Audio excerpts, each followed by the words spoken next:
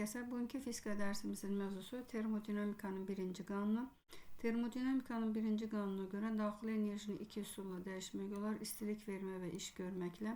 Və birinci qanun istilik prosesləri üçün enerjinin saxlanma qanunu hesab olunur və buradan Q-nü tapsaq delta üstəgəl A' yazırıq. Yəni əslində burada minus A-dır. Bilirik ki, xaricin gördüyü işlə qazın gördüyü iş bir-birinə əks işarə ilə bərabərdir. Yəni A-nı mənfi H' ilə əvəz edəndə üstəgəl işarəsi alırıq. Termodinamikanın birinci qanunu müxtəlif proseslərə tətbiqi gedir. Deməli, birinci tətbiq edirik qanunu izotermik prosesə. İzotermik prosesdə temperatur sabit qaldığından temperatur dəyişməsi 0 və daxili enerjinin dəyişməsi 0 olur və düsturda delta U-nu silirik. Məsələn, buradan delta U 0-a gedir. Onda Q bərabər olur A'. Deməli, izotermik prosesdə termodinamikanın birinci qanunu Q bərabərdə A' və bütün istilik miqdarı işin görünməsinə sərf olunur. İzoxor proses. İzoxor prosesdə həcm sabit qalır. Həcm sabit qalanda dəyişməsi 0 olur və qazın gördüyü iş də 0-a bərabər olur. Çünki qazın iş görməsi üçün mütləq onun həcmi dəyişməlidir. Bu zaman termodinamikanın birinci qanunu Q bərabər olur delta U-ya. Deməli, bütün istilik miqdarı enerjinin dəyişməsinə sərf olunur və burada daxili enerjini 2D3 nü-R delta T ilə əvəz edə bilərik. Nü-R delta T-nin də yerinə delta P vur V yaza bilərik.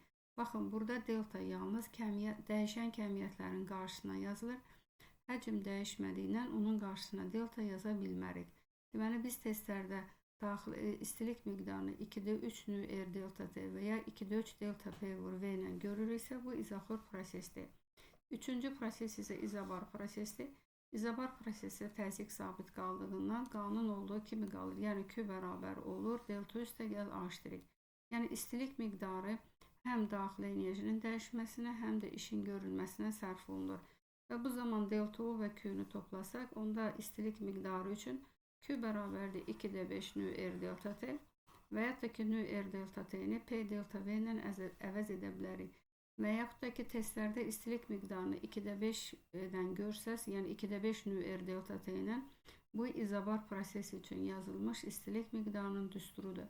Sonra qeyd edək ki, izobar prosesdə istilik miqdarının 60%, yəni 0,6 hissəsi daxili enerjinin dəyişməsinə, 0,4 hissəsi isə, yəni 40% işin görülməsinə sərf olunur. Daxili enerjinin dəyişməsi ilə işi müqayisə etsək və görürük ki, daxili enerjinin dəyişməsi işin görülməsindən neçə dəfə çoxdur? 1,5 dəfə çoxdur. Deməli, bugün biz sizinlə istilik proseslərində enerjinin saxlanma qanunu və termodinamikanın birinci qanunuyla tanış olduq. Sağ olun.